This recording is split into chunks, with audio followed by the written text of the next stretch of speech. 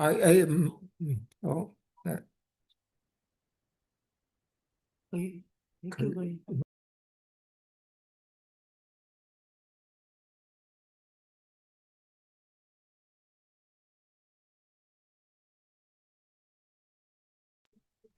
Hello，牧師要開翻個咪。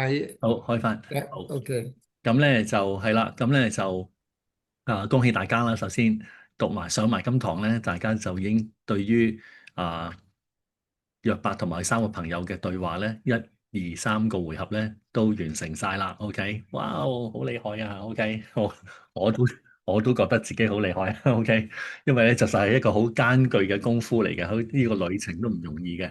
咁但係今日我哋去到第五堂啦，咁啊好開心啦。咁咧希望我哋都能夠咧喺當中咧有好好嘅嘅學習同埋交流。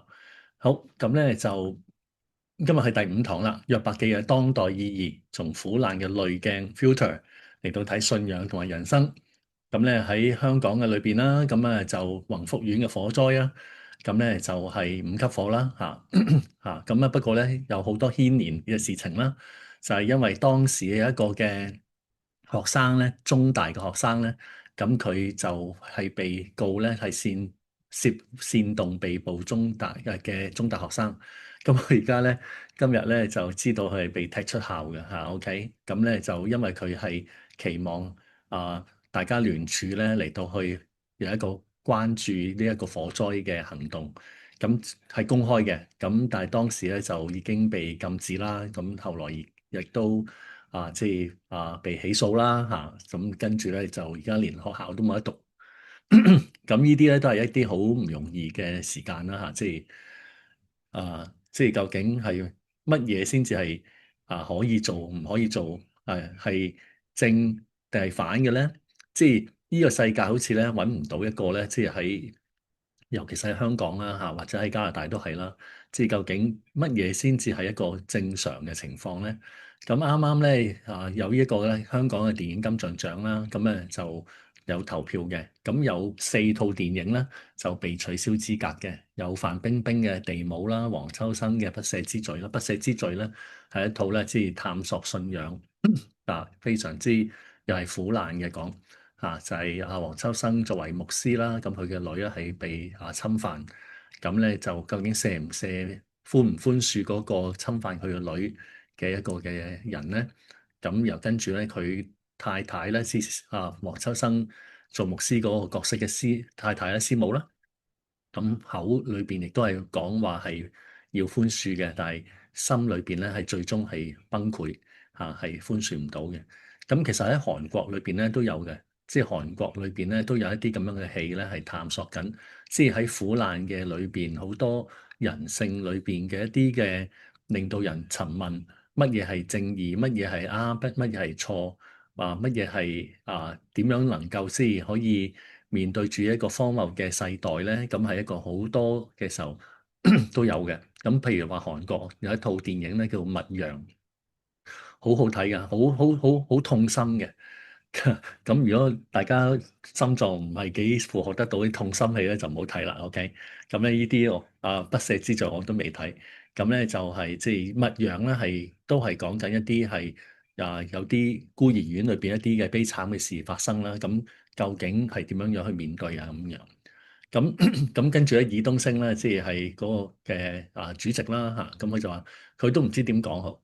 揾佢，所以有啲人訪問佢就話：你有咩意見啊？嗰4部電影被取消資格，咁佢話始終揾唔到一個能夠讓各方都滿意嘅講法，咁不如唔好講啦咁樣樣。咁而家香港嘅處境就係咁樣樣嘅，即係比較係講説話係困難啲啦。咁其實咧，即係喺一個嘅時代嘅裏邊，點樣嘅説話，點樣樣嘅經歷先能夠可以係喺我哋生命裏邊，面對住各種嘅挑戰、困難、苦難嘅時候，我哋去點樣自處咧？用咩嘅角色態度咧？立場咧？去到今日咧2月12號約伯嘅抗議同埋正直嘅申訴咧，第3回合以利法同埋比勒達，咦少咗一個瑣法喎。咁一陣會講點解有咩可能嘅？咁同埋約伯最後一次嘅就6章啦。咁下一次咧就係開始咧就完晒3個回合啦。冇晒3個回合嘅一個嘅嘅辯論。咁去到咧就係2月19號咧，下個禮拜咧就會係第28章至31章，咁咧就係講一個智慧頌。咁究竟係邊一個寫嘅咧？咁係約伯講啊，係有個超然嘅人係編輯嗰個人加上去啊，定係話係其他人咧？咁亦都有會唔會係嗰三個朋友其中一個咧？咁呢一個咧，我哋會喺下一堂我哋會講嘅。咁不過隨住咧，我哋嗰個嘅內容已經開始少啦，OK，即係慢慢776，今日6章啦，第25章好短啦，最短嘅嗰章啦。咁大家會知道咧，其實去到26號咧，以利戶嘅出現，呢個後生仔出現咧，咁佢都要去翻6章之後，我哋就會有2章，一章好少嘅啫。咁一章嘅時候，我哋會做啲乜嘢咧？咁除咗要睇呢一個嘅上帝嘅説話之外，因為呢啲全部都係上帝説話啦，咁咧就係上帝嘅説話嚟到講嘅。咁我就會係喺一章嘅時候咧，我就會加翻一啲係希伯來嘅文學裏邊嘅一啲嘅簡介啦，同埋喺希伯來點樣去智慧文學嘅裏邊wisdom literature 喺一個舊約聖經嘅當中點樣去有一啲寫即係欣賞嘅技巧嚟到去同大家講咧，因為佢係詩歌題材嘅時候，原來喺同我哋嘅華人嘅詩詞歌賦係唔同啊嘛，啱唔啱啊？即係我哋係即係床前明月光，疑是地上霜，舉頭望明月，低頭思故鄉。我哋都會究竟佢講個 imagery 個意境係點咧？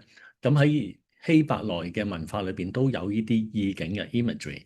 咁咧就 image 啦，imagery imagery 個意境係點樣樣啦？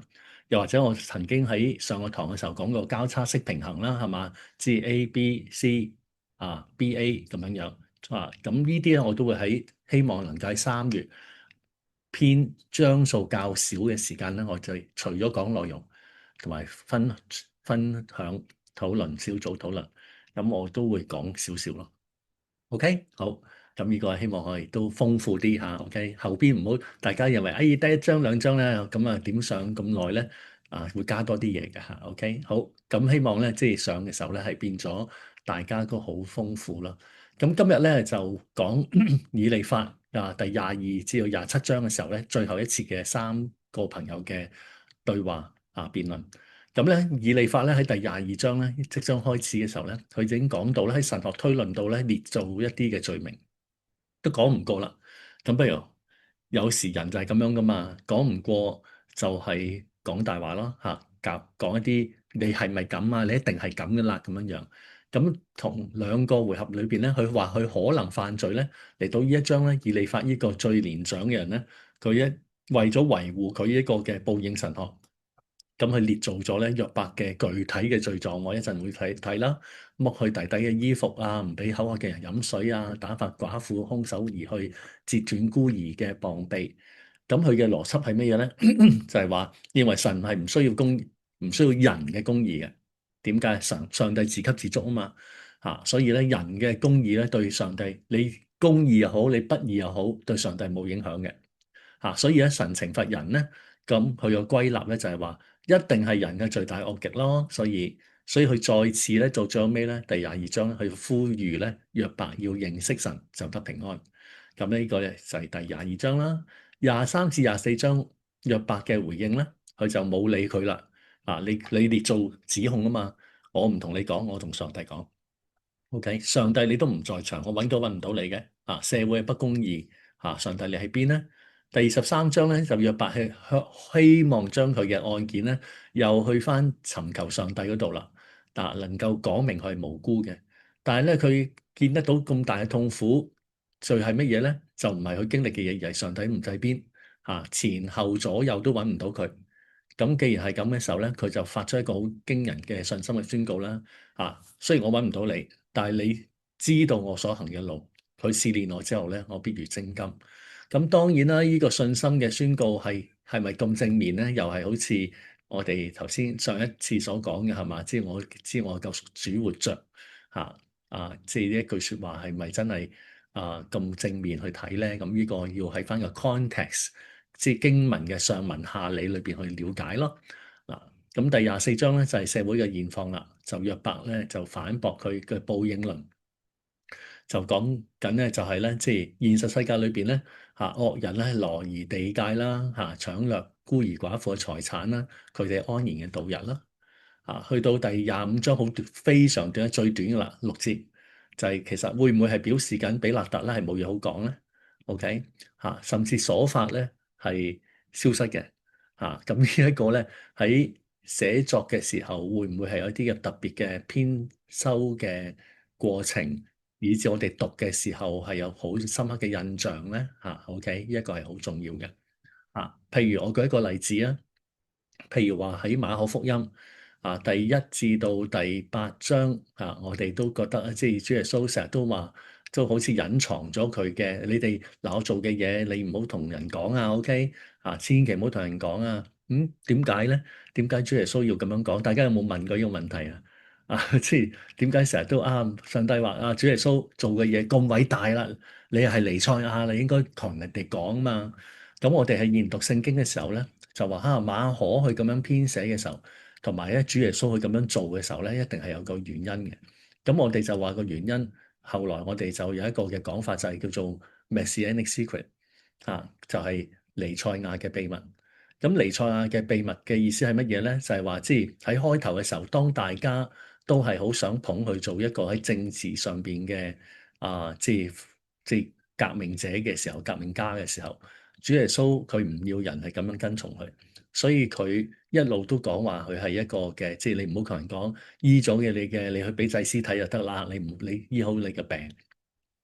咁去到咧一個嘅馬可福音嘅第8章裏邊咧，主耶穌就問門徒啦：你哋啲人話我係邊個？係嘛？記唔記得啊？跟住咧就話你哋門徒，你哋話我係邊個啊？咁邊一個回答啊？彼得係咪？大家都記得彼得回答咧就話你係上帝兒子啊！OK，哇，咁好勁啦，係咪好厲害啦？但係跟住主耶穌講咩？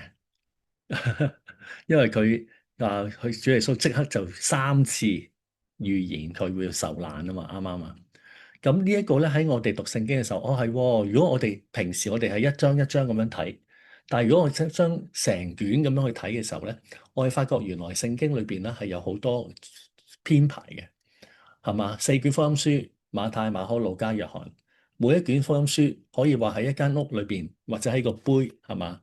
喺個杯裏邊咧，前後左右咁去望落去，或者一間屋，係嘛？前窗、側窗、後窗，係嘛？咁樣望落去，4卷福音書咪4個角度咯。咁同樣嘅道理，我哋讀聖經嘅時候，能夠學得到，好好地去學得到點樣去從唔同嘅角度，或者一啲文學嘅手法，或者唔同嘅方式嚟到去研讀聖經。咁對我哋咧，唔理我哋信咗幾多10年100年，我哋都會有更豐富嘅讀經嘅生活咯。咁所以我哋喺呢一度見得到比勒達佢簡單嘅發言，點解佢會短咗咁非常短嘅咧？到所發簡直冇晒咧。咁個作者會唔會有一啲特別嘅意思，代表咗可能就係話佢哋已經詞窮啦，根本都駁唔過約伯啦。會唔會係咁嘅意思咧？咁呢啲係喺我哋讀聖經嘅時候係容許咁樣去諗嘅，啱唔啱啊？咁呢一個咧就係我哋會越讀聖經又越有味道啦，啱唔啱啊？咁呢個係好重要嘅，OK？咁啊最後尾咧26、27章咧就係約伯嘅結案陳詞啦，咁咧就會講啦，OK？難解嘅咧就係27章最後尾嗰度呢一段嘅約伯嘅描述惡人喺終局被神嘅報應，咦聽落嚟好似就係佢哋所發嘅觀點啦，會唔會佢嘅朋友係咁樣講？所發佢冇咗，係咪會唔會又係咪嗰段其實應該27章13至23節唔係約伯講，係所發講嘅咧？咁學者對於一個咧有爭議咧，有人認為係約伯喺度咒詛緊敵人啦，亦都有人認為呢一段其實應該係經文編排嘅時候嘅誤字嘅所發嘅言論嗱。但係無論係點樣都好咧，即係你話唔知會唔會係真咁樣，咪聖經有謬誤啦？我哋而家睇聖經讀聖經嘅人咧唔會咁樣睇嘅。我哋有譬如話，我哋有一個嘅文本textual criticism，即係文本嘅編修學咁我哋咧就會對應，譬如我哋讀神學嘅時候，就會對應唔同嘅抄本啦、文本啦，佢哋之間有啲咩對比咁以至到佢有啲係咁樣翻譯，有啲係多一節，有啲係少一節啊。譬如話喺馬可福音第16章嘅第9節，好似係咁咧，有版本咧喺嗰度就冇噶啦，第九節之後就冇咗噶啦。咁你睇聖經嘅時候，咪有啲細字嘅，啱唔啱啊？咁細字亦都你揭開馬可福音，你會見得到有版本去到呢一度就停咗啦。係嘛？咁呢個唔會牽涉到聖經嘅係咪真確，而係在於唔同嘅版本、唔同嘅時期去流傳嘅時候所帶嚟嘅一啲唔同嘅抄本，係嘛？咁所帶嚟嘅一啲我哋去研究、去了解咁樣樣。咁當然呢啲功夫，我哋唔可以講道嘅時候，或咁樣去講啦。可能係教主學嘅時候，我意思咁樣講啦。你會聽我講道嘅時候，係嘛？你會聽得到啊，劉牧師講道真係錢啦，OK？因為講道唔同啊嘛，講道唔可以深噶嘛，OK？一定要係觸動到每一個人嚇，咁所以同樣咧，留翻喺查經小組研經、讀書、讀神學，或者喺主學裏邊去咁樣去仔細啲、深啲嚟到去講咧，係應該嘅，OK？好，咁我哋咧就開始第22章，有冇想回應下嘅，或者上新聞？一口氣講咗好多嘢，唔好意思，有冇？嗯，OK，好，咁我哋開始。好，嚟到第22章，我哋頭先講過啦，就係喺神學前提裏邊咧，就係呢一個嘅提曼人以利法啦，就係最老嗰個啦。咁佢就話咧，上帝唔需要你啊，OK，就係話咧，即係 God 係一個咧係 self-sufficient 嘅一位嘅上帝啦。咁佢就喺度挑戰以利呢一個嘅約伯，佢話人能使上帝有益咩？使佢有益，能唔能夠智慧人得唔得咁樣做咧？邊一個你為人公義，豈能叫全能者喜悅咧？話呢一句説話咧，呢三個問題咧都係好尖鋭嘅。我哋頭先話咧，即係以利法咧嚟到最後一次嘅講論嘅時候咧，佢已經完全唔俾面噶啦就係話即係你係咩人啫？你可以令到上帝有益處咩？就算你係為人公義嘅人，都能唔能夠可以令到全能者喜悅咧？咁呢個咧就係、即係一個好大嘅提醒挑戰啦OK，即係唔係提醒啦，係一個挑戰啦，挑戰約伯你係咩啫？咁所以嚟到咧第22章嘅時候咧，第4、第5節，佢話佢你行為完全，能唔能夠得到令到上帝得利益咧？佢係你因你敬畏嘅心就責備你審判咧，所以咧第1至到第3節咧係一個佢嘅假設係嘛？佢話冇人可以令到上帝呢位全備嘅上帝有需要。既然係咁，第4、第5節咧，所以就係乜嘢啊？去 condemn 你咯，就係話因你嘅敬畏心就責備你咧，一定佢唔會因為你敬畏佢嚟責備你啊嘛，所以佢假設係咩啊？你有罪咯。OK，第5節，你嘅罪惡豈唔係大？你嘅罪唔係有罪咁簡單喎，仲要係大罪。你嘅罪孽唔係冇窮盡咩？即刻咧去到第6至到第11節咧，就去舉一系列嘅例子啦。咁但係我哋明明講咗，我哋有天眼噶嘛？弟兄姊妹啱唔啱啊？我哋第1章係嘛？係完全正直嘅人啊嘛，無所可指責噶嘛。我哋知道噶嘛，我哋係讀者啊嘛，係咪？但係咧，以利法喺第6至到第11節，我 highlight 咗嗰啲係咩啊？無故強搶弟兄嘅抵押，剝去佢赤身者嘅衣服。疲乏你唔俾水去飲，飢餓你唔俾嘢去食。跟住佢話你打發寡婦空手而去，點解？因為如果佢哋對任何人嚟講啦，唔單止係猶太人啦，即係寡婦佢有需要嘅，你要幫佢咯。你截斷孤兒嘅膀臂，孤兒已經慘嘅，你仲要截斷佢嘅膀臂喎。咁所以第10節我圈住啦，所以啊，就係因為你有呢啲嘅罪，呢啲嘅罪我哋話我哋冇噶嘛，冇我哋見得到約伯係冇呢啲嘅罪噶嘛，咁點解你會咁講咧？所以係一啲捏造嘅説話咁所以咧，所以有網羅環繞你，有恐懼忽然使你驚惶，或有黑暗使你看不見，有洪水淹沒。呢一度咧係如果我哋係約伯，我唔知道大家有啲乜嘢嘅感受啦，係嘛？即係已經夠慘噶啦，你哋係好陪我7日7夜，但係第一輪你哋又講，第二輪態度已經變啦，第三輪仲要列做呢一個嘅罪行，個感受會係咩咧？OK，第十二節佢話：上帝豈唔係喺高天咩？你睇下星宿嘅頂點何其高。咁你就話上帝知道啲乜嘢啫？OK 啊，本來就係上帝係高高在上睇到晒你呢啲嘅嘢噶啦，約伯。但係你又話上帝你睇到啲咩咧？你又話佢豈能透過幽暗施行審判咧？密雲將佢遮蓋，使佢不能看見。佢就佢周遊窮倉。呢個咧係以利法認為係嘛？即係當佢認為一個嘅約伯，佢會咁樣講就係你上帝邊啫？我都佢睇唔到我嘅苦況啊！咁所以去到呢一度咧，第十五至到第十七節咧，第十五至到第十七節咧，佢就講咗咧，sorry，第十五、第十六節咧，佢就講咗好似描述緊挪亞嘅洪水嘅時代嘅惡人係嘛？大家知道係嘛？洪水泛濫嘅時候，即係就係挪亞嘅時代，因為人嘅罪惡滔天，所以係集體被上主嚟到去懲罰。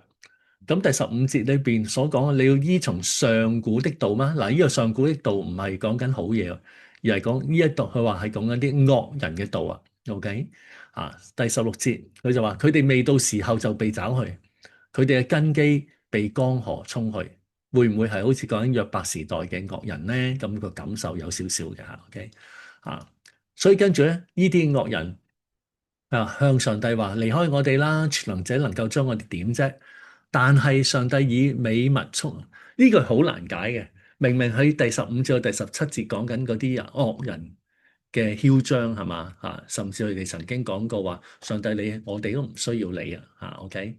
但係去到第十八節咧，有少少難解咧，就係話：然而是上帝以美物充滿他們的房屋，惡人嘅計謀離我好遠。咁佢講緊乜嘢咧？因為咧喺第廿以利法咧有少少好過分嘅，又係我哋睇翻，如果我哋睇翻21章之上一章嘅時候，約伯曾經咁樣講過嘅，看啊，他們即係惡人啦，亨通唔係靠自己嘅手，惡人嘅計謀離我好遠。呢句說話同喺一個第十八節係咪好相近啊？啱唔啱啊？所以咧，其實以利法係用翻約伯喺第21章第16節嘅說話嚟到再一次去對付翻約伯。有時鬧交係咁樣噶嘛，係咪先？或者辯論嘅時候捉住對方嘅說話嚟到講，咁當然呢個唔好啦，係嘛？即係會破壞關係嘅。但係佢哋而家就係個關係已經破裂噶啦。OK，尤其是喺約伯咁困難，佢哋要夾硬執一啲罪名，甚至列做罪名對付佢。義人看見，所以呢一句說話咧，是上帝以美物充滿他們的房屋。呢句說話會唔會其實係講緊係即係講緊嗰啲惡人咧，佢所擁有嘅嘢咧，就係其實係上帝都係上帝俾嘅，不過咧係好似上帝俾，但係其實係佢哋令到佢哋迷失啦，定係乜嘢咧？咁呢一個咧係，所以唔同嘅釋經嘅人咧都睇第十八節有啲困難去解，但係冇緊要嘅，我哋睇得到以利法係想用約伯嘅嗰個嘅說話嚟到對付翻佢，所以嚟到呢一度嘅時候咧，咁佢哋第19、20節就咁講啦。二人睇見佢哋嘅結局就歡喜，無辜嘅人恥笑佢哋，攻擊我哋果然被剪除，剩餘嘅都被火吞滅啦。所以以利法認為惡人嘅結局就係咁啦。上帝好似俾啲美物你咩？其實最嬲尾都會點啊？都係冇用噶，都係被火吞滅噶。OK，嗱，所以呢一度咧，我哋要知道咧，呢個我哋話。以利法佢哋係從一個好公義嘅角度嚟到睇報應，但係事實上，當我哋讀約伯記嘅時候，我一開始第一堂已經講，我哋係從一個創造嘅神學裏邊嚟到去睇約伯記。喺創造神學裏邊，好人歹人佢哋所經歷嘅係一樣嘅。但係我哋喺一個救贖神學裏邊去講嘅時候，我哋知道上帝仍然都掌管萬有，係嘛？王嘅心喺神嘅手中，好似隴溝嘅水，隨意係上帝嚟到去掌管萬有。所以第廿一節好似開咗個佈道會啦，發出最後一次佈道會嘅呼召啦。你要同上帝和好，要和平，咁樣福氣必臨到你。啊，又喺度呼籲翻好，又列做咗佢嘅罪名之後，又再邀請佢嚟啦，回轉啦。OK，第廿一、廿至廿三節佢就係啦，回頭是岸嘅路咧，佢講出嚟，承諾咧，只要約伯認罪啊，即係好似夾硬一定要逼佢認罪、認罪、認罪，冇罪嘅都要去講到佢有罪，就能夠恢復翻財富同埋能力，甚至成為他人嘅代求者。咁佢話咩？第廿二節，你當領受佢口中嘅教導，將佢嘅言語存喺心裏邊。你若歸向全能者，就必得建立。你要從你嘅帳棚中遠離不義。咁跟住咧，到第廿四、廿五節咧，就講咗咩咧？你要將好有呢句説話，好似講緊啦，你要約伯咧，放棄對地上嘅財富、黃金嘅依賴啦。近來呢幾日嗰啲金價跌得好緊要啦，銀價又好跌得好緊要啦。咁但係咧，讓以利法就廿四節就同佢講話，將吉黃金調到去塵土，將俄斐嘅金子調做溪河石頭之間。咩叫俄斐嘅金子咧？咁我哋睇翻以列王紀上咧第9章28節咧，就係所羅門王佢有啲人係嘛，佢叫嘅人咧，他們到了俄斐係嘛，就係同一個地方啦。從那裏得到420他連得嘅金子，運到所羅門王那裏。因為喺列王紀上第9章係講緊所羅門嘅財富嘅。咁俄斐嘅金子咧就代表咗好純正啦，好冇雜質嘅金咧，好貴重嘅金咧，就係俄斐嘅金子啦。咁但係咧，我哋係聖經研究裏邊咧，我哋唔知道邊一度係喺呢一個嘅古代近東嘅地方咧係俄斐，我哋唔知嘅。OK，但係從其他嘅，因為大衛都有曾經有得到呢個嘅俄斐嘅金子嘅，我哋就會大概知道咧佢個意思係乜嘢咯。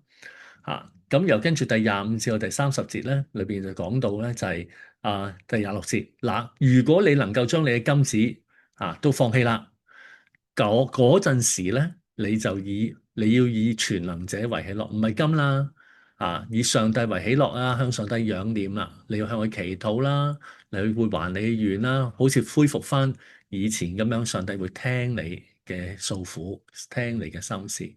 第29節，當人降卑，你話係因驕傲；眼目謙卑嘅人，咁上帝會點啊？當你肯連黃金都放棄嘅話，財富都放低嘅話，上帝必然會拯救。唔係無辜嘅人，上帝尚且要搭救佢，佢必因你手中嘅清潔得蒙拯救，係嘛？所以一個咧係以利法嘅要做嘅就係誣衊，然後跟住再邀請。咁聽落呢啲嘅説話都係好難聽啦，係嘛？即係點樣去能夠可以3次嘅傾偈，3次都越嚟越尖鋭，甚至我哋做普通人係咩啊？任何人都係最難接受係咩啊？被屈啊嘛，係嘛？即係我冇做，係嘛？我冇做，你唔好屈我。OK，咁呢啲係最常見噶啦嚇，無論喺屋企裏邊啊，小朋友啊就算我啲仔咁細啊，佢哋都係噶。咁我佢話係咪你整嘅？係咪啱啱早2日咧，有隻碟爛咗？問勻都冇人話係佢。咁冇辦法啦嚇，可能隻碟自己爛咗啦嚇。咁但係呢啲都係一啲例子啊，唔好我冇啊，唔好話係我啊。咁呢啲係好 common，我哋自己都試過係咪？所以約伯嘅困苦咧係好困難嘅。嚟到第23章咧，佢就開始咧嚟到去回應翻呢一個嘅即係以利法啦。咁講翻咧第23章咧，約伯回答：如今我嘅哀告咧，還算為悖逆。我嘅痛苦點解變咗一種悖逆嘅表達咧？係嘛？呢個唔係真嘅喎。我雖哀哼，佢嘅手仍然重重嘅責罰我，即係冇憐憫我㗎。上帝喺我身上嘅手係好重嘅，OK 所以咧第3節咧佢就話啦：我唯願我知道邊度可以尋見上帝，能得到佢嘅能到佢嘅台前。喺第1至到第7節呢一度咧，第25、23章咧，約伯係渴望一場公平嘅審判咯。回應以利法，佢都唔答以利法啦。OK，你話我有呢啲罪，又摸人啊，拎咗人哋啲衫啊，又孤兒寡婦又唔去俾佢啊，扭斷人嗰啲孤兒嘅手啊，咁樣樣，我都唔理你啦。OK，佢只係期望乜嘢？去同上帝係嘛，就係公平嘅審判。佢知道如果能夠揾到上帝嘅寶座咧，神會理智咁樣聽佢解釋，而唔係用蠻力去壓佢，好似呢度咁所講嘅，重重嘅責罰我。如果我揾到佢，第四節，我就喺佢面前陳明我嘅案件滿口嘅辯訴。嗯，我喺香港牧會嘅時候都去過好多次嘅法庭嘅，OK，聽審啊，又或者咩？誒，我其中一個好出名嘅係我好唔想去，但係我有去嘅就係陳彥霖。2019年嗰位知尊嘅嗰個細路女即係佢係被發現喺海裏邊漂浮冇咗衣服嘅嗰個陳彥霖。我係有去現場去咗法庭聽審嘅，OK 咁我成日都覺得咧，做牧師做基督徒，我上次我未講到，我都提過我喺宏福苑嗰度現場嘅，啱啱記唔記得即係我成日都覺得要去現場嚟到去了解人嘅困苦啦，又或者去到現場去睇，會得到人嗰種嘅困難。我亦都當然啦，對於一個咁年輕嘅細路女係嘛，我睇晒嗰啲 video，佢喺學院裏邊啊，喺 lift 裏邊啊，喺公眾場所佢點樣行出嚟？因為我係將軍澳堂嘅牧師啦後來我去嘅時候，我亦都知道有呢啲嘅，即係喺好近個教會啦。咁所以其實當審嘅時候我有去啦，咁都係好心傷嘅。咁能夠去有得辨明係好重要啦咁呢啲係好心痛嘅一啲嘅經歷。所以心痛嘅經歷咧係需要咧能夠咧係有機會咧係可以去陳明係好重要嘅。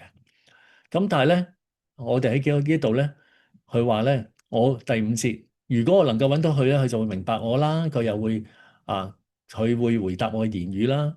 第六節佢話咧，他豈用大能與我爭辯咧？唔會，佢唔會再同我爭辯。我揾到佢嘅話，唔會再同我爭辯噶啦，係嘛？他必理會我。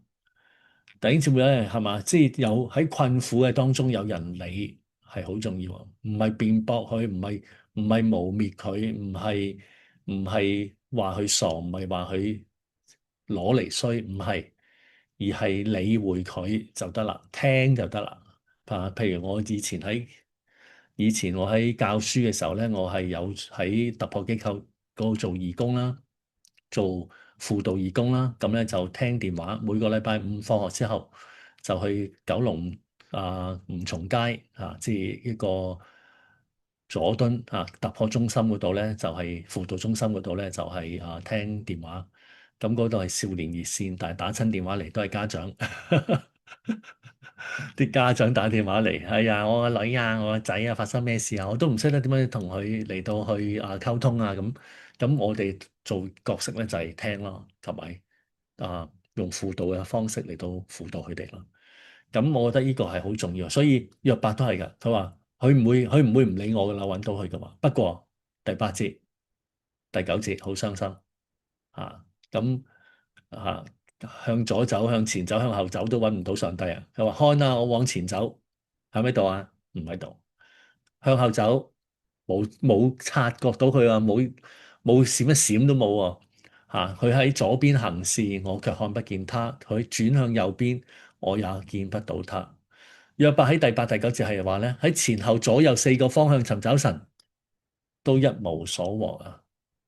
嗱，嗰種嘅孤獨、嗰種彷徨係好緊要啊！大家有冇細個？你有冇試過蕩失路啊？又或者喺街嗰度唔見咗爹哋媽咪啊？記唔記得啊？我試過啊！我試過喺北角住啊嘛，我咁樣跟住喺書局街嗰度咧，就係好細個，跟住咧幫人拖住媽咪嘅，咁突然之間咧，我放甩咗手，我又唔知喺度睇緊乜嘢，一擰翻轉頭咧，咦，唔見咗阿媽嘅，個心咧好似跌咗出嚟咁啊！因為細個啊嘛，係嘛，哇，好驚嗰下咧係好緊要，約伯都係咁講。佢話前後左右都揾唔到上帝，我仲點可以話佢會理我呢？啊，所以嚟到第十至到第12節，佢就話啦，儘管揾唔到神，但係約伯佢對自己嘅清白咧係有絕對嘅把握嘅。OK，佢有咩把握啊？佢話咧就係、佢發出咗成本書裏邊咧一個好信心嘅宣告嚇，佢就話：然而佢知道我嘅所走嘅路，我揾唔到佢，前後左右都揾唔到佢啦。但係佢試煉我，我就如純金啊！我嘅腳緊跟佢嘅步伐，我緊守佢嘅道，並不偏離。佢嘅嘴唇嘅命令，我未曾背棄。我看重佢嘅口中言語，過於我需要嘅飲食，係咪？即係一個好大嘅信心，佢自己喺上帝嘅面前，佢係一個正直嘅人。當然，後來當上帝出現嚟到對佢說話嘅時候，無論我哋人自認為有幾咁正直，喺全然神聖嘅上主嘅面前，我哋算得乜嘢咧？嚇，OK 嚇。咁雖然佢呢個宣告話佢試煉我，我就如純金嚇。頭先以法啊啊以利法係嘛？佢咪話誒你要抌咗你嗰啲肥鵝嘅黃金啊？你嗰啲黃金好似塵土嘅。佢就用翻黃金嚟到回應佢，係嘛？就係、我就如上帝試煉我，我唔要嗰啲嘢都得，我就係嗰個純正嘅金啦，純金，我先至係俄斐嘅純金啊，OK 啊，咁呢個係好讀嘅時候要仔細啦，咁所以第23章咧，佢其實係講緊一個喺約伯喺度尋找緊一個缺席嘅上帝啊，上帝都唔喺度，係嘛？上帝唔喺度啊，咁所以喺呢度咧，我見得到，只是他心志已定啊。呢個他是心志已定咧，有直譯係乜嘢咧？直譯就係 He is one，佢就係唯一嗰位。咁點解會變咗佢心志已定咧？就係冇意譯係咁咧，就係話即係上主佢嘅心已定咧，就係佢係唯一嚟到判斷嘅嗰一位，冇其他人可以判斷啦。邊個能夠令到佢轉意咧？佢心裏邊所願嘅就行出嚟，所以咧為我所定，佢必做成。所以係嘛？因此所以呢啲連接詞我哋留意啦。因此所以我喺佢面前驚惶，點解啊？我思想就懼怕。一諗起，因為點解？因為第13節啊嘛，佢嘅心意一定咧，我哋喺上帝面前講乜嘢都冇用嘅。OK，就正如一個法官係嘛，但係弟兄姊妹知道喎，地上嘅法官係咩啊？係 relative 嘅喎，佢唔係 absolute 嘅喎，係嘛？佢可以因為佢嘅背景啦，佢嘅喺唔同嘅國家啦，佢唔同嘅政治立場啦，佢唔同嘅訓練啦，唔同嘅理解能力啦，係嘛？咁嚟到去宣判，但係上帝唔係啊嘛，係嘛？上帝係佢就係嗰一位公義嘅審判者。所以而且係唯一嘅嗰一位，所以約伯話：我一諗起佢就驚啦。第16節，上帝使我喪膽，全能者使我驚惶。我哋而家呢個時代咧，對敬畏上主、懼怕上主係冇呢種觀念嘅，係嘛？即係我咪中意，我中意講粗口，咪講基督徒有時都講得好順暢啊嘛。OK，咁我有時又唔，我又唔係話為咗一句兩句粗口咧，就好似話定人嘅罪，唔係，而係我嘅意思，即係話有時我哋好唔介意我哋有時生活嘅表達啦，又或者我哋習慣啊，我哋有冇活喺罪嘅當中啊？我哋有冇好常常去滿足自己就算數啊？咁我哋係好冇嗰種敬畏啊。譬如話係嘛，回教徒一日4次嘅祈禱啊，我哋好似謝飯就有3餐嘅，如果有宵夜同埋下午茶就有6餐多過回教徒嘅。OK，咁咁但係咁樣就好似麻麻地喎。OK，係嘛？又或者係我曾經講過係嘛？以前我返多倫嘅1983年、84年、85年。咁咧就係要着西裝翻嚟嘅，而家就牛仔褲又得啊，咁樣啲短褲又得。我曾經講過話，我喺香港嘅時候有個師班員，佢着件師班袍，但係佢隻腳咧就係露咗隻好健壯嘅毛腿出嚟，着住涼鞋。啊，佢係嗰位弟兄嚟嘅，好大隻嘅佢。OK，咁跟住我喺後邊咧，我就跟住佢咧，我講道啊咁樣，跟住我滴晒汗嚇，咁樣嚟翻教會啊，跟住可能會話，林牧師你迂腐啦，OK，而家咩時代啊咁，依個我又唔會攻擊人咁樣講啊，我只可以勸勉啦最多，又或者係，不如下次可能着翻鞋啊，或者着翻長褲會好啦。雖然香港好熱咁樣，係嘛？今日我約咗一啲嘅教友傾偈，跟住佢話係啊，我哋有一啲嘅教友咧，即係唔係多純嘅，咁咧就係啊，戴住頂帽嚟到上台啊咁樣。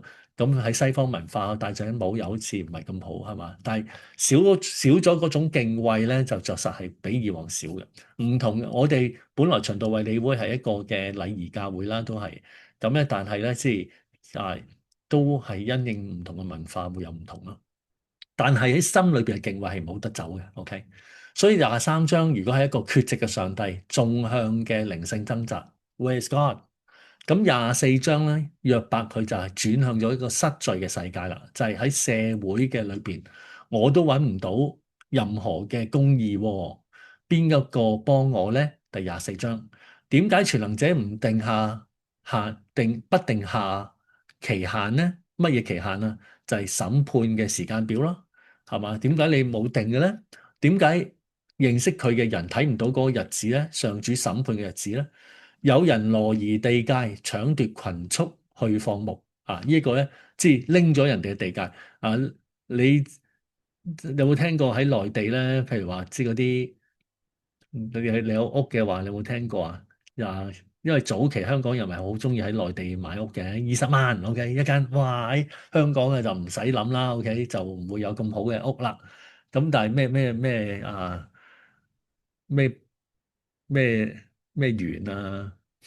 我唔記得咗，即係嗰啲唔知咩園嗰啲。咁點知佢一段時間冇翻去，你知唔知發生咩事啊？佢間屋嗰埲牆咧係俾人拆咗。點解翻到去嘅時候，間屋好似細咗嘅？OK，原來隔離屋咧拆咗埲牆咧，再起翻俾佢。咁樣跟住佢嗰個教友話翻俾我聽，我話嚇咁都得嚇，即係呢啲係羅夷地界咧，都係好好有嘅。我自己咧係大嶼，有算係大嶼山人啦。東涌之後咧就係沙螺灣，就係而家嘅機場跑道尾嚇。咁由沙螺灣咧，跟住咧就係大澳嚇，咁啊水鄉啊，係咪？咁我係大嶼，我係沙螺灣人嚟㗎，有少少嚇。咁咧。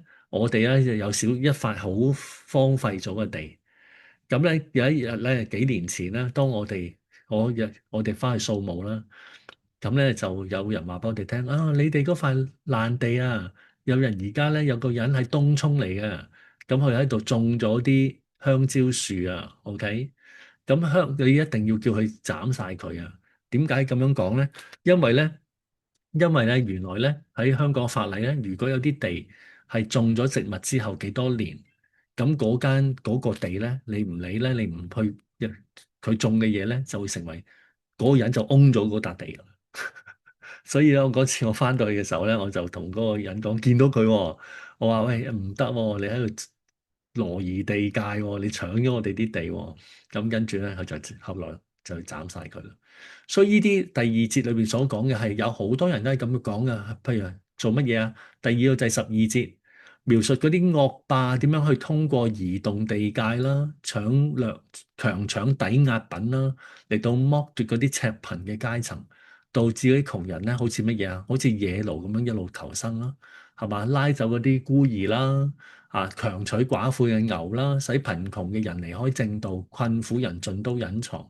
佢哋好似野驢咁去到曠野，殷勤咁樣揾食物。佢哋收割別人呢啲惡人咧、惡霸咧，收割其他人嘅田間嘅莊稼，係嘛？sorry，sorry，呢啲受苦嘅人呢啲貧困嘅人，佢哋唯有係嗰啲拎嗰啲惡人剩低嘅葡萄啦。佢哋咧係終日去赤身冇衫着啦，喺山裏邊地大雨淋啦。即係約伯係環顧呢個社會世界嘅悲慘嘅現況嚟到去訴苦，去表達邊度有公義啫？係嘛？點解啊？第12節，上帝卻不理會狂妄的事。係嘛？即係無論喺香港啦、加拿大啦、世界啦、俄烏戰爭啦，或者係伊朗啦嗰啲伊朗，我曾經講過啦，或者哈馬斯啦、以色列啦，每一個國家、每一個地方都係一啲有權嘅人嚟到欺壓有權力嘅人啦、有錢嘅人啦，去欺壓一啲貧困嘅人。咁所以無怪乎我哋見得到咁樣嘅世界現象，係嘛？我哋都會可能好似約伯咁樣問：上帝卻不理會狂妄的事，會唔會係咁樣樣咧？OK，嚟到第24章嘅裏邊第13至18節，鏡頭轉向咗城市同埋黑夜，描述殺人犯啦、奸夫啦、盜賊點樣利用黑暗作惡啦、背叛光明啦。即係講完嗰啲惡霸之後咧，同埋悲慘嘅人嘅慘況之後咧。約伯就話：你又講其他嘢喎，係嘛？即係佢諗過好多嘢嘅。其實一個喺苦難當中嘅人，佢內心唔係，其實佢唔係。有時有啲人佢係停咗喺度，咩都諗唔到。有啲人可能喺佢腦海裏邊閃過咗好多佢以往嘅經歷啊，或者佢體會得到呢個世界裏邊嘅事情，好似約伯咁樣啊。第13節，有人背棄咗光明。殺人者黎明起嚟做乜嘢啊？殺害困苦人為貧窮人，夜間又做盜賊。奸夫嘅眼等候黃昏，冇眼睛能夠見到我，就把面蒙住。呢啲咧都係好可悲嘅，好可悲、好可鄙嘅事啦。OK，我自己做牧師幾廿年咧，我都經歷過好多唔同嘅即係教友裏邊嘅困難。呢啲殺人者啊、奸夫嘅眼啊、盜賊，我都見過晒，好悲，即係好心傷嘅事啦。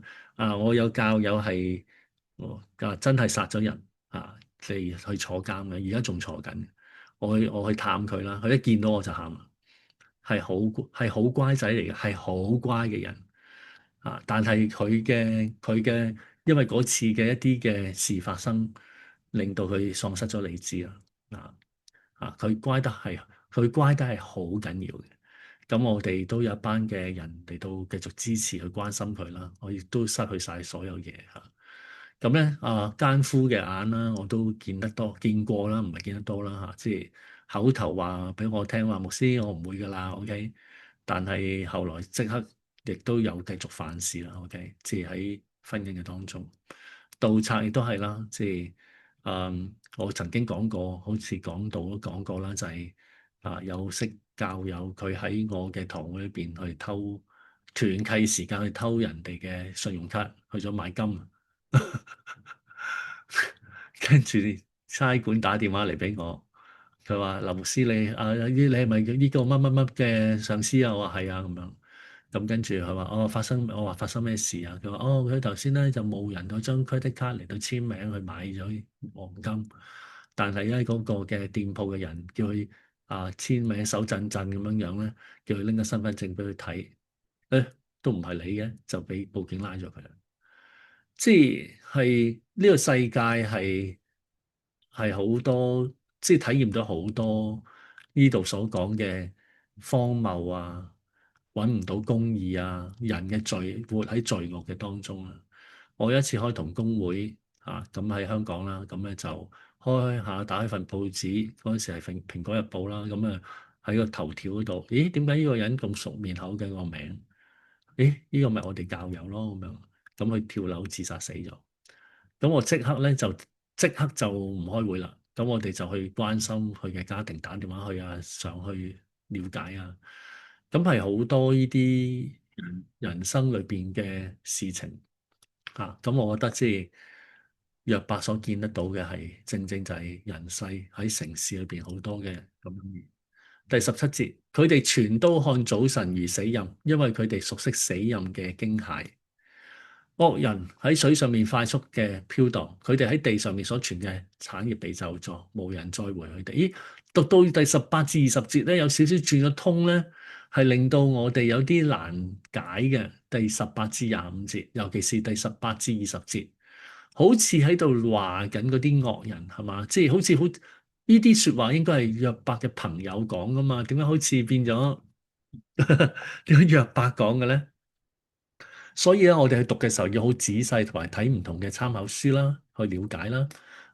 第18至25節呢段經文，特別係18至20節，OK，讀起嚟好似佢朋友嘅觀點，惡人係會受咒詛嘅，陰間亦都會如此吞沒犯罪嘅人，懷佢嘅胎忘記佢，蟲子要吃它，覺得甘甜。惡人都不再被人紀念，不義嘅人必如樹折枝，不義嘅人必如樹折斷。惡人嘅結局咧係咒詛定係善終咧？咁點解呢一度經文好似約伯嘅朋友嘅講法咧？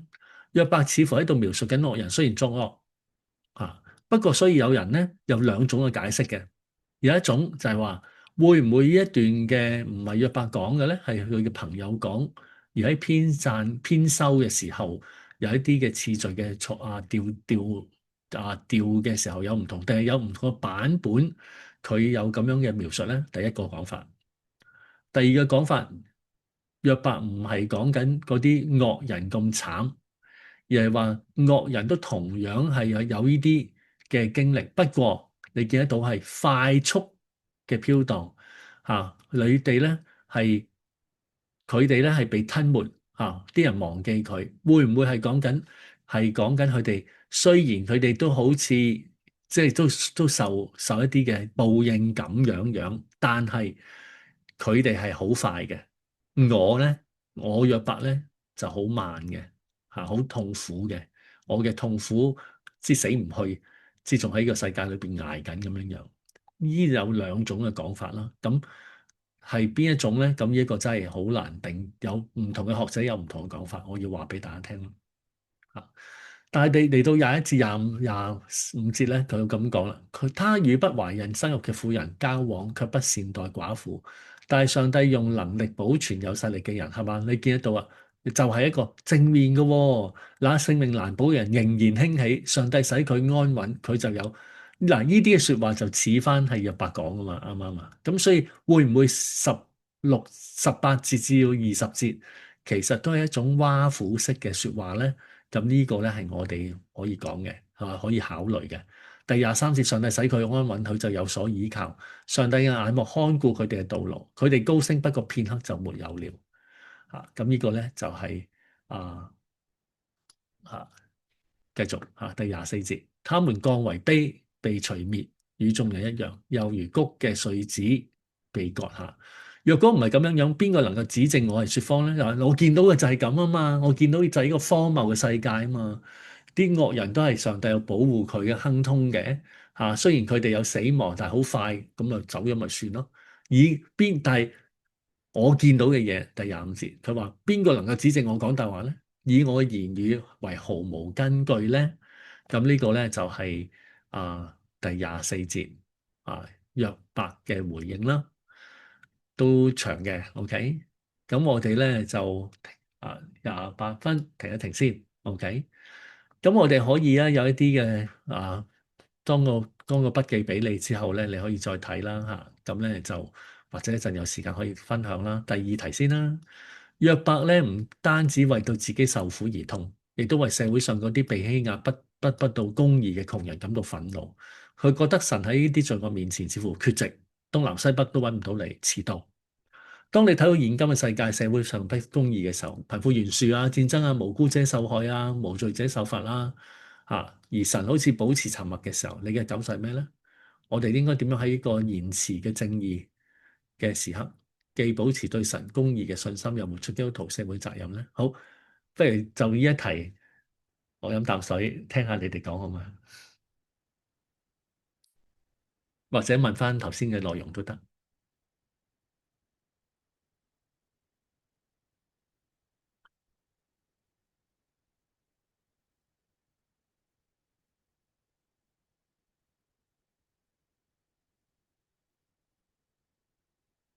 各位前輩咧，一定係比我經歷人世嘅經歷仲比我更多嘅。OK，等你哋分享下，俾一個人、兩個人分享，一個人啦。OK，要 unmute 自己話吓。OK，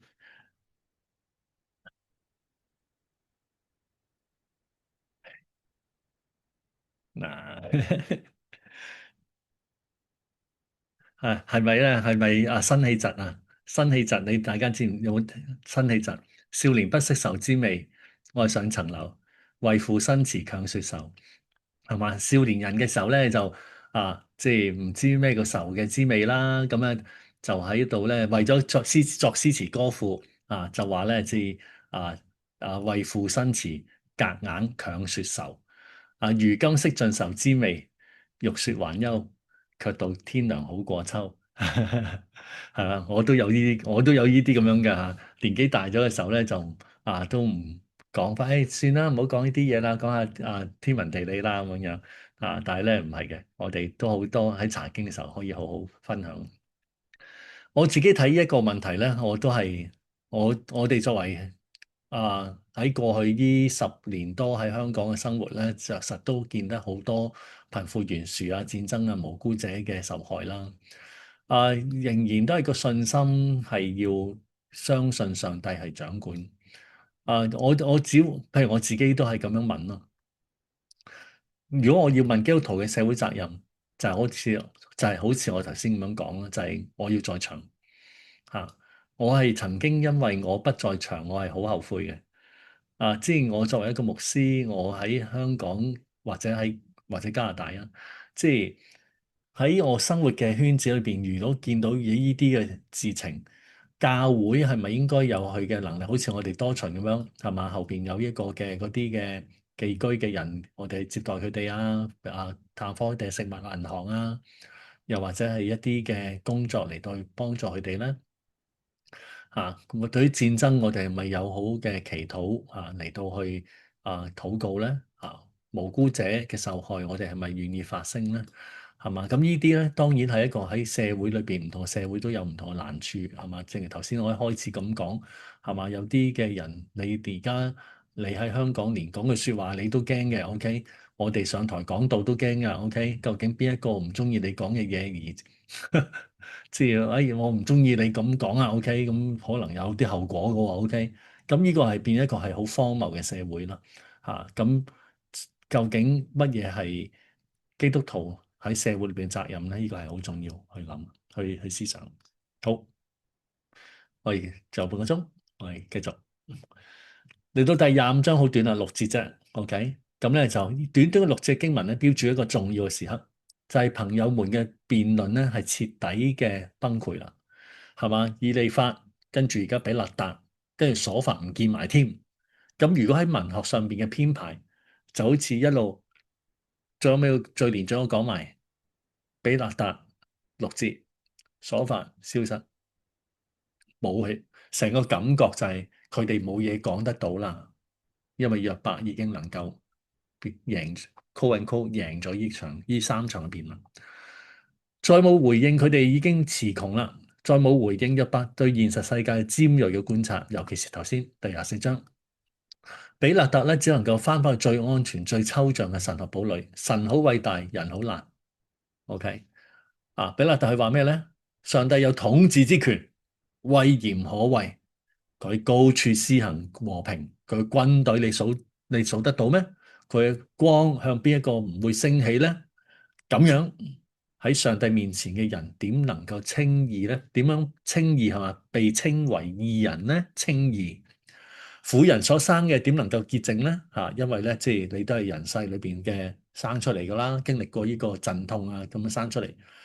看喺上帝眼前，月亮無光，星宿也不皎潔，更何況乜嘢人好似咩人好似蟲一樣嘅人，好似如蛆嘅人世人一樣。邊個喺上帝面前，你係可以嚟到話你係義咧？係嘛？所以第4節在上帝面前稱義呢一個咧係重點，冇人可以咁樣，因為人好似蛆蟲。咁呢個咧約伯咧就喺第26章咧，佢就回答啦。OK，最後2章，第3個回合嘅辯論，最後2章，第26章無能嘅人蒙你何等嘅幫助，膀臂無力嘅人，冇智慧嘅人，3種人。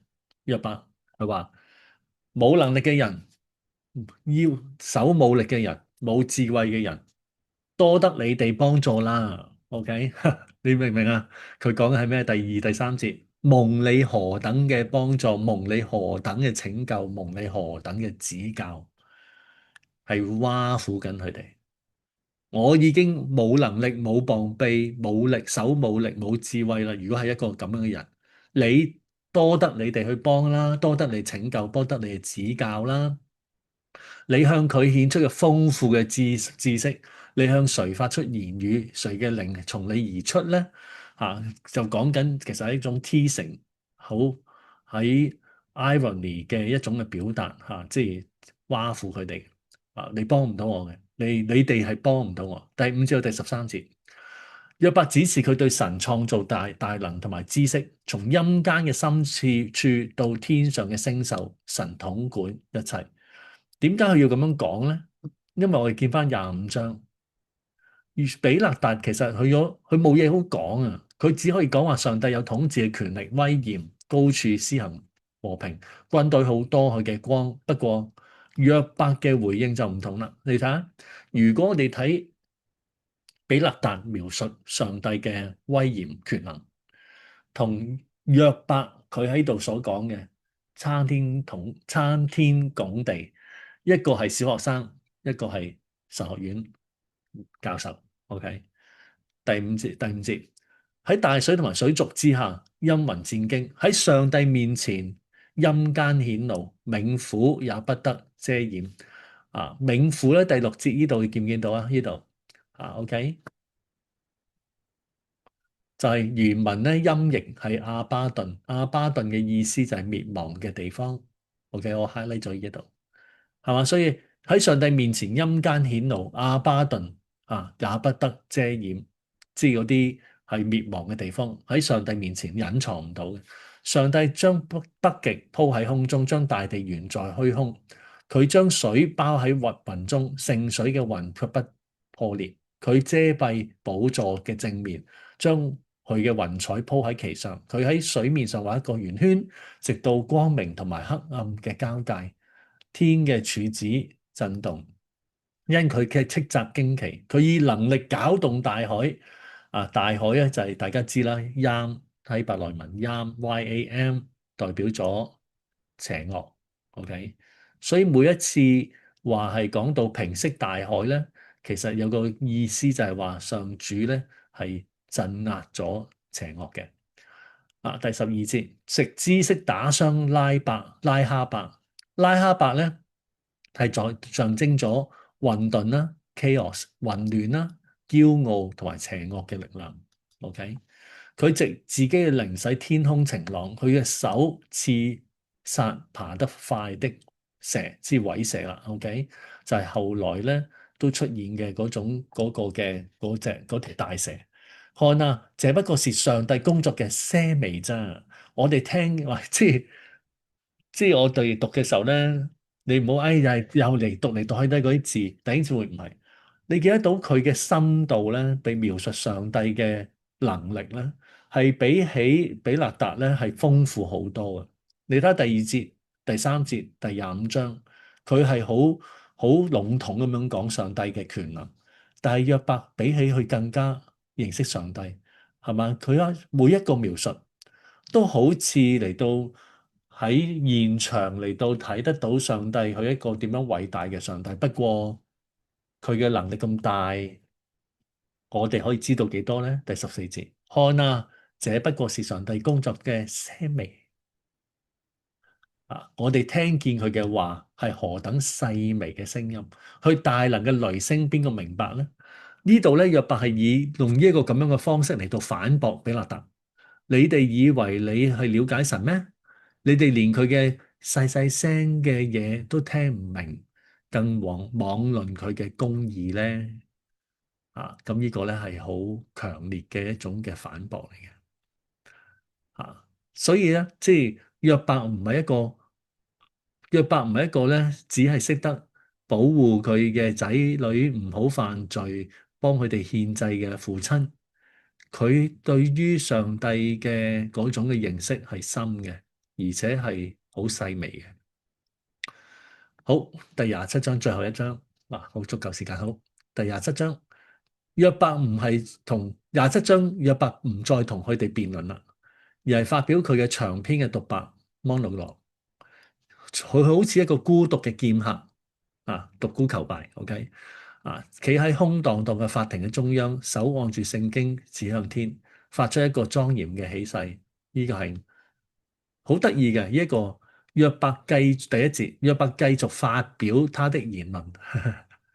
嗰個編撰嘅人咧，去先帶翻嚟，大家嗱，佢繼續講啦，OK，繼續聽啦，咁樣樣。第一至到第六節講咗乜嘢咧？約伯指住嗰位讓佢受苦嘅神起誓，佢絕不妥協，絕不承認朋友加俾佢嘅罪名。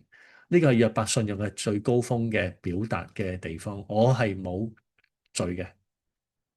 當然啦，會唔會自義咧？但係當然我哋又知道佢着實係冇犯罪喎，喺呢一個嘅約伯記裏邊表達嘅話。好，第二節，佢指住奪去我指住奪去我公平嘅永生上帝。呢句說話又係好悲慘嘅，弟兄姊妹。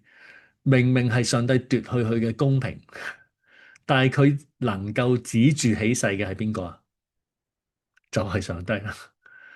啊，即係我哋冇人能夠指住一個創被受造物嚟到去起誓，係嘛？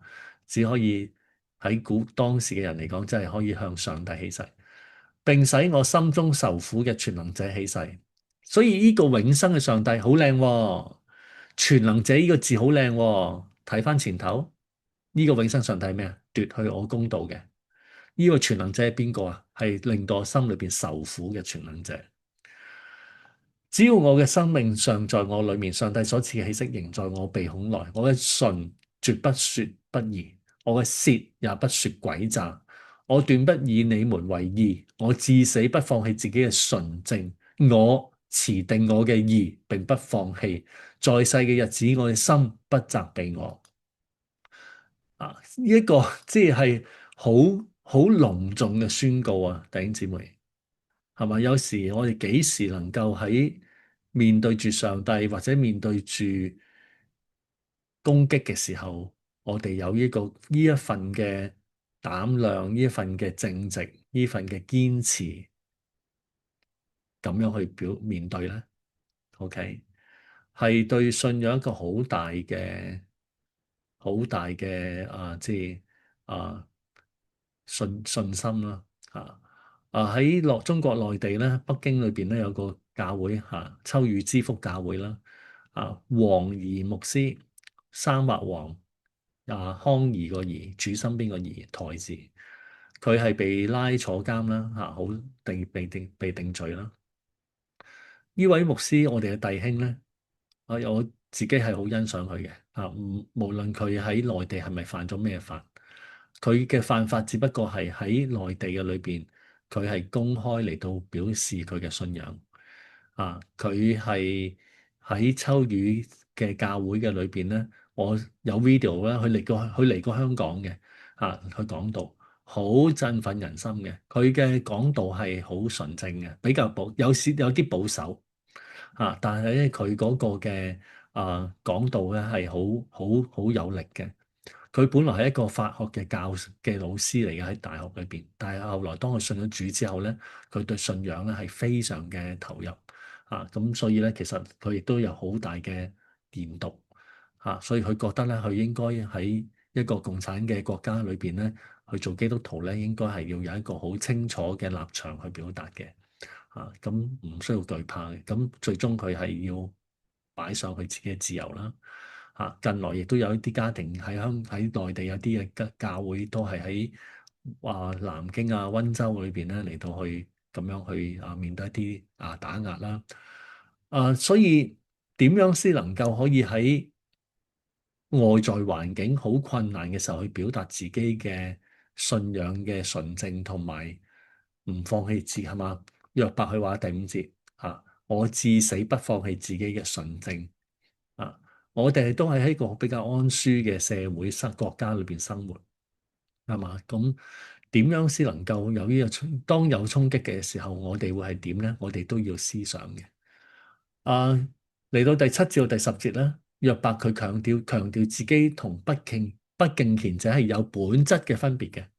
我同嗰啲不敬虔嘅人係有本質嘅分別。惡人喺患難裏邊，佢哋係唔會求告神，但係約伯一直咁求告，願我嘅仇敵好似惡人一樣，願嗰啲起嚟攻擊我嘅如不義之人一般。不敬虔嘅人，OK 啊嘛不敬虔嘅人啦，上帝要剪除佢哋啦。患難你要臨到佢哋啦，上帝點會聽佢哋？上帝豈會聽佢哋嘅呼求係嘛？即係不敬虔者咧，佢哋係唔會求告神嘅。但係約伯佢哋喜以全能者為樂咧，隨時求告啊，係嘛？一路個重點係咩啊？就係求告啦，聽啦，去呼求啦。上帝手所做我要指教翻你哋啊，三個朋友係嘛？全能所行嘅，我亦都唔會隱瞞。睇下你哋自己亦都見過，點解變成這樣虛妄咧？即係點解你哋一路係咁嚟到攻擊我，嚟到咁樣講咧？OK，咁呢個咧係好清楚嘅，準備完結呢一個嘅第三場嘅辯論。第11至到第23節。惡人同埋個兒女嘅悲慘下場，呢段話咧又帶嚟另一個嘅重組嘅理論喎，第三回合嘅重組理論喎。咩叫重組理論啊？又係聽落嚟第11至23節咧，又係好似咧佢嗰啲朋友去講，甚至係似係sofa 佢嘅觀點，同約伯之前嘅觀點，各人係享福噶嘛，唔會受苦噶嘛，矛盾喎。所以亦都有人話呢個會唔會其實係所發嘅言論冇咗嘅咧？唔緊要，我哋咧，我開頭讀神學嘅時候咧，都有好多衝擊㗎。即係點解可以咁樣去？有冇編排？有冇唔同嘅編排啊？乜原來聖經有唔同嘅編排嘅次序嘅咩？咁舉例啊，或者我頭先講馬可福音第16章嘅完結，乜原來有啲版本係早啲完，有啲係長啲篇幅嘅咩？咁呢啲係喺盡心嘅研讀聖經嘅時候咧，我哋必須要坦誠咁面對嘅。咁但係面對咗有冇影響信心啊？冇，反而更加欣賞感謝上帝喺佢藉着呢一個聖經俾我哋啟示嘅時候，我哋能夠有咁豐富嘅聖經留翻落嚟，俾我哋去了解多重嘅層面，係咁樣嘅。OK，好，第13節。呢個係上帝為惡人所定嘅份，殘暴人從全能者所得嘅產業。倘若佢兒女增多，仍都被刀所殺，佢子孫必不得飽食，佢遺留嘅人必死而埋葬。佢嘅寡婦唔哭泣，佢積聚嘅錢如塵沙，積聚嘅衣服如泥土。儘管積聚，義人卻要穿上，無辜嘅人卻要分取銀子。佢建造房屋如蟲造窩，都冇用㗎。又如守望者所搭嘅棚，佢雖然富足躺臥，卻不得收斂。佢張開眼睛就不在了。驚恐如洪水將佢追上，暴風在夜間將佢刮去。東風把他吹去，他就走了。風將他刮離原地，風無情地擊打他。他試圖逃脫風的手，風要因他拍掌，並要發斥聲，使他離開原地。係嘛？風，東風係嘛？即係佢或者前頭佢嘅冇得哭，寡婦冇得哭泣啊！或寡婦明明應該要哭泣嘅，但冇得喊啦，積聚嘅嘢冇晒啦，建咗房屋俾蟲住啦，係嘛？呢一段咧係講緊乜嘢咧？呢一段描述緊惡人嘅兒女會被餓死啦，寡婦冇得喊啦，財富被人接收啦，房子好似重做一樣啦。個問題係咧，當我哋讀到呢度嘅時候，點解去到第27章，明明係約伯最後嘅説話喺個3次嘅辯論，好似完全係一次所發喺第20章裏面所講嘅惡人必亡咧，亦都好似以利法喺第22章嘅觀點咧。咁約伯剛才喺第21、24章已經講過，惡人享大壽數，兒女跳舞。約伯點解突然間180度大轉彎？同意咗朋友觀點咧，咁亦都又翻去頭先講嗰個兩種可能啦，係嘛？嗰兩種可能咧，正就係一種挖苦式啦。第二種咧就係一個編排嘅上邊一種嘅即係唔同嘅版本嘅編排。咁呢個咧就係我哋可以咁樣去解釋嘅一個地方啦。咁我睇過唔同嘅釋經學者嘅一啲嘅説話，都係咁樣去嚟到嘗試解釋嘅。咁呢個咧就希望能夠俾我哋一個嘅兩種嘅可能性OK 啊，一種係重組嘅 miss 冇咗所法嗰部分，其實會唔會排咗喺呢度咧？但係就冇話係所法講咧。第二個咧就係約伯嘅講法，就係講緊一個用佢哋所講嘅説話。你哋話咁樣惡人可以咁樣受苦嘛？係嘛？咁我就照你所講會唔會係咁樣樣咧？以至到係引用朋友嘅話嚟到去話翻佢哋咧或者就助佢哋咧，知一個係另一種講法。OK，好，咁我停喺呢度。OK，咁咧就下28章咧就會係歌頌智慧啦。咁呢個咧，因為咧我哋頭先第27章呢度啦第三就完咗啦。第三次嘅神學嘅對話神學意義係咩咧？就係報應神學，即係善有善報，惡有惡報，係徹底破產嘅喺約伯記呢一度，因為佢係維護咗呢樣嘢，但係甚至列做事實嚟到誣告約伯，但係只係暴露咗僵化嘅神學教條，喺面對住真實苦難嘅時候，變為一種殘酷嘅折磨，係嘛？對於約伯嚟講係折磨。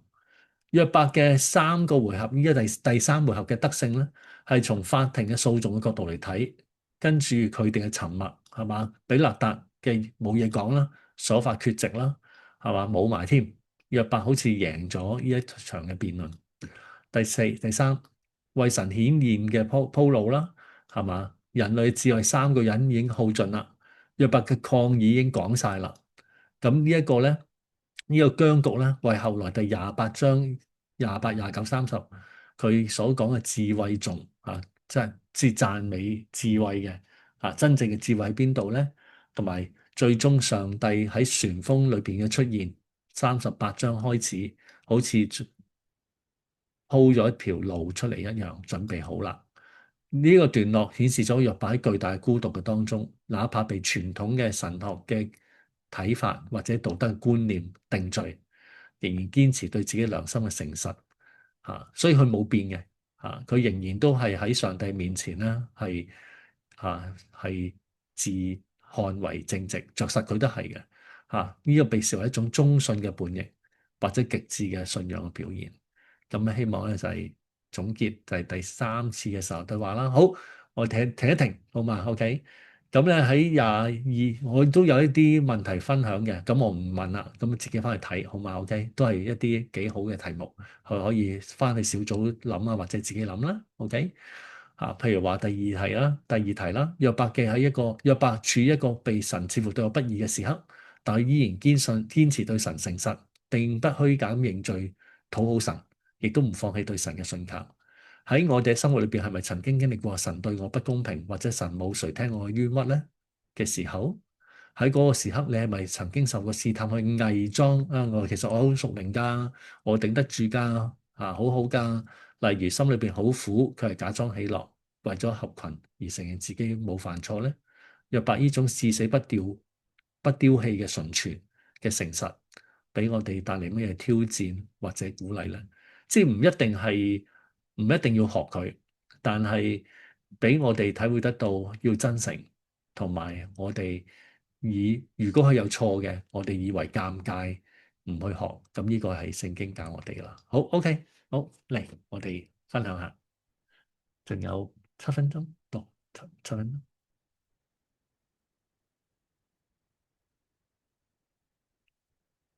好，等大家，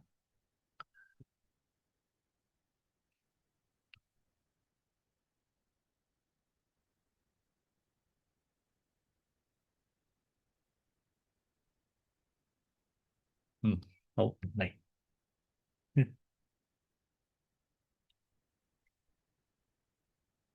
咁我點名嘅會教書噶嘛，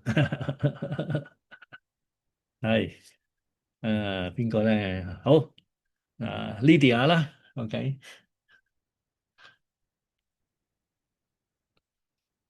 係啦， unmute 係啦，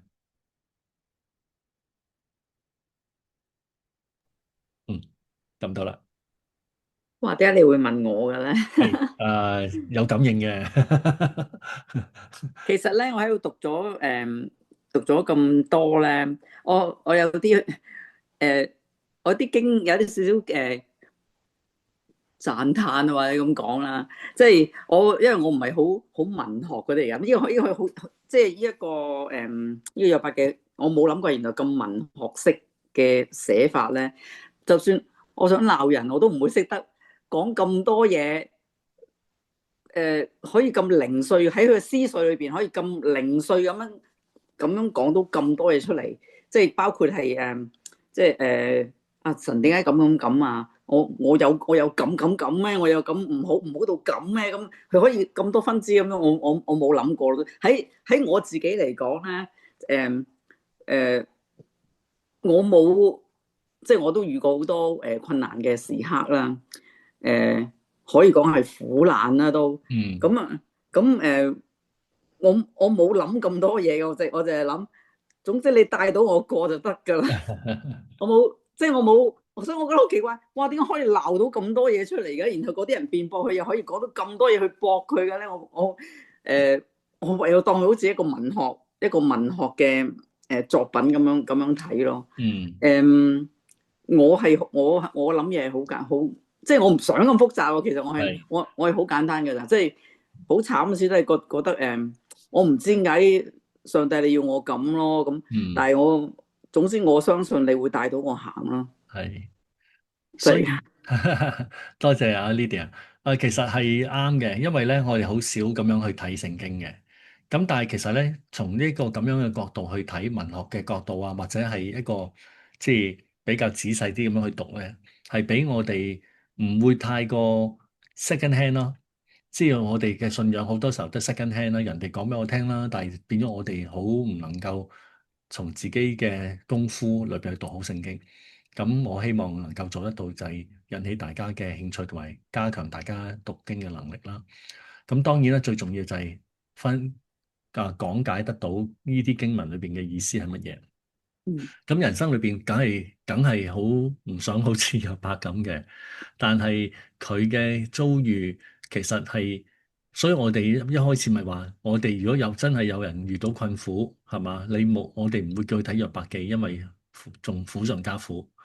但係約伯記係俾我哋一個從受造物嘅角度嚟到睇人生，係嘛？即係呢一個角度係補足咗我哋成日都話我哋好心分不忿啊，上帝點解仲未出手啊？又或者各方面，或者點解世界咁唔公平啊、唔公義啊咁樣樣？其實從一個創造嘅角度裏邊睇，我哋就係一個咁樣嘅人生咯。係嘛？我哋唔係蟲，唔係被劏嘅豬，但係活喺個世界，豈唔係都係同樣好似上個禮拜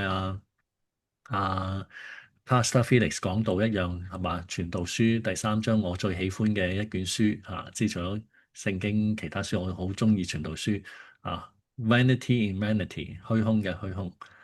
所以你話，咦？我讀約伯記已經夠虛空啦，我讀埋傳道書仲虛空。因為傳道書話 vanity 都唔夠，vanity in vanity，OK，虛空中嘅虛空。我想講一講咧，其實今次開呢個主日學嘅時候咧，其實我本來有諗過想讀使徒行傳嘅，咁後嚟約伯記咁我決定咗就約伯記。咁點解咧？咁就係其實咧，事緣就係曾經而家講緊都有7-8年前啦。咁我個仔咧有一日問咗我一個問題，咁佢就係佢個 best friend，佢最好個朋友咧嘅媽媽咧就腦癌過咗身。咁咧我冇諗過我個仔會咁傷心喎，因為呢個 auntie 咧，即係因為有段時間我個仔同佢呢個 best friend 一齊住咧，咁呢個 auntie 咧就整好多餸啊咩，就拎埋去就預埋俾埋我個仔食咁樣。即係我個仔就覺得呢個 auntie 好好啊咁樣啦。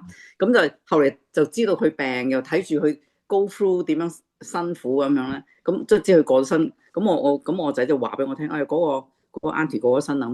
我仔突然間問我一個問題，佢話媽咪，佢話如果呢個世界有 God 嘅話咧，點解呢個 auntie 咁好人，佢又冇做過壞事，又冇對人唔好，點解佢要即係佢死之前又咁辛苦，然後跟住佢咁咪死咗啦咁啊？咁我個 best friend 冇咗個媽咪咁啊，即係佢話如果有 God 嘅，點解會容許呢啲事發生？即係點解會咁樣啊？咁樣，其實我停咗停，我都 go through 咗好多 tough time，但係咧，我好似我唔知點樣解俾佢聽，我只可以同佢講話喺媽咪嘅 understanding 裏邊咧，God 咧俾每個人都有唔同嘅 plan， 喺我嘅生命裏邊就 God 有個咁嘅 plan。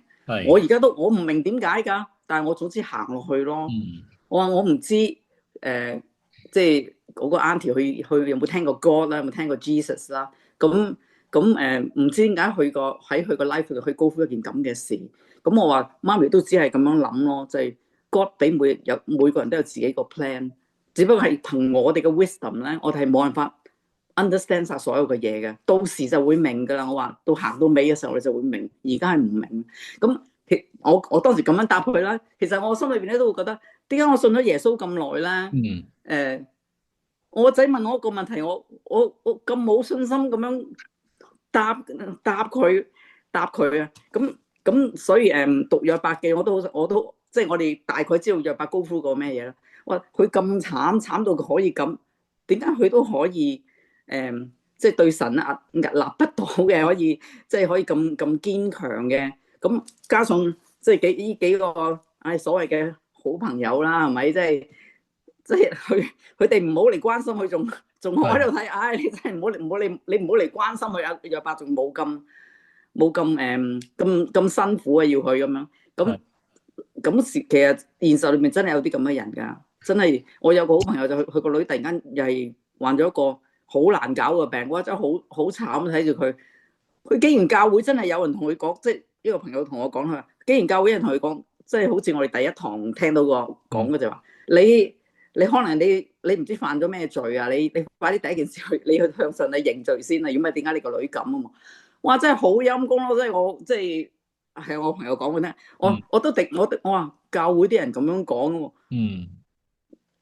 即係原來 even 咧信徒咧都會講啲咁唔冇 appropriate 嘅説話咯。多謝 Lydia 分享。當然教會就係咁多人係嘛，咁一定有好多唔同人，所以教會係有需要咧嚟到去讓弟兄姊妹去學習點樣去相處亦都要去學習放低自己咯。譬如我自己牧會咁多年，我成日都覺得有時牧者唔識得放低自己，領袖唔識得，其實嗰種嘅關係能夠建立係好微妙、好需要珍惜嘅。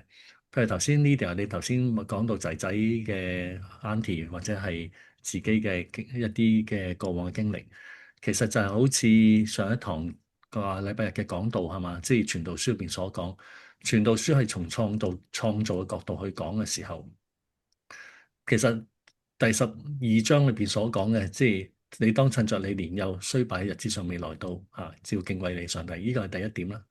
第二，其實咧喺中間裏邊咧，喺傳道書好重要嘅一句説話，成日都見到嘅，就係唔係虛空，虛空係其中一樣，係虛空嘅裏邊去講享受。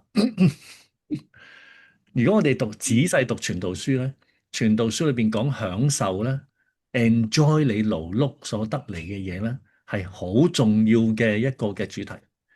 所以如果我哋喺或多或少、或順或逆裏邊唔識得去 enjoy 我哋或多或少、或順或逆嘅人生嘅話咧，人生就會好苦咯，係嘛？所以當我哋睇傳道書，我都有想開傳道書嘅衝動啦。OK，傳道書其實佢講嘅就係有啲人有咗仔，諗住傳啲嘢俾個仔，點知個仔又唔好嘅，個皇帝又係咁啊咁。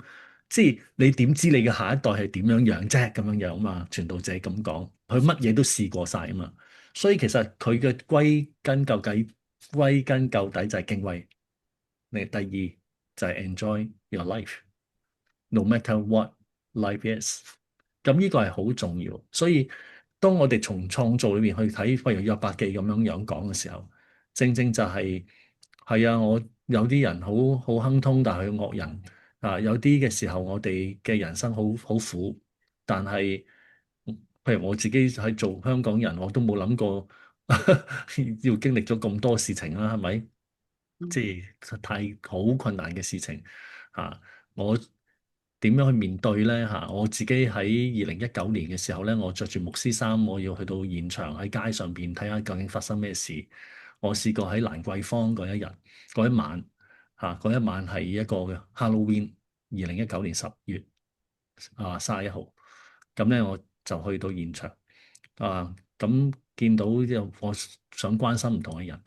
咁有個女仔嚟嘅啫，我諗要廿幾歲啦，企喺度喊，我走埋去安慰佢話：你做咩事嘅？點解喺度喊啊？佢話：我呢個香港去好陌生，點解會係咁嘅咧？點解香港要淪落到咁嘅地步咧？咁我就同佢傾偈啦，安慰佢啦，因為我着住牧師衫，佢一見就知道我係牧師啦。即係人生嘅信逆個 meaning 係在於我點樣去。我對我自己嚟講啦，就係同行啦，同埋同在啊，因為上帝都係咁樣嘅上帝，係嘛？記唔記得上個禮拜我講莫特曼係嘛？莫曼佢喺集中營裏邊，我思想到我係咁痛苦嘅時候，咁我嘅信仰係咩意思咧？咁佢話就係未來終末嚟到去睇翻現在嘅痛苦何足掛齒咧？咁呢個係一個好重要嘅向導啦。好多謝嚇，咁我哋今晚到呢一度啊，要咁咧，咁希望大家都係我哋好坦誠嘅分享啦，係嘛？即係我哋唔要全部都一樣，但係我哋可以好坦誠嘅分享係好重要。咁呢個是珍惜係嘛？我翻到嚟多旬啊，咁呢一段日子我都覺得係好開心嚇，咁同大家一齊嚟到讀主嘅話語嚇，OK。好，咁你好難得因為牧會嘅時候好忙碌。咁今日咧可以一齊咁係感恩。好，我哋又嚟到去影相，好嘛？OK，等我咧留念。OK，好嚟，準備望開鏡頭。哎呀，真係好啦，見到 Peter 個樣。好，準備好，第一版。好，係啊，望住鏡頭。好，第一張影咗。OK，等下，我 save 咗佢先。好，好，第二張。第二頁，我去咗第二頁先。好，準備啦喎。好，準備。好，望鏡頭。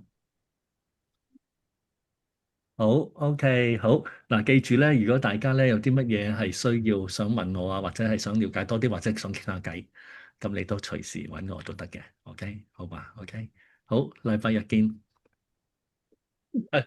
下個禮拜咧就記住咧就係第19號新年，OK，咁咧但係都要嚟啦，OK，智慧頌，咁咧就係4章啫，係咪好開心咧？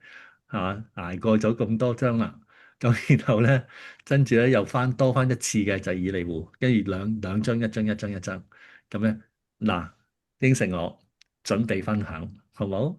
你嘅分享係好寶貴，因為we can learn from each other，OK。好，祝福大家早啲休息，身體健康，拜拜。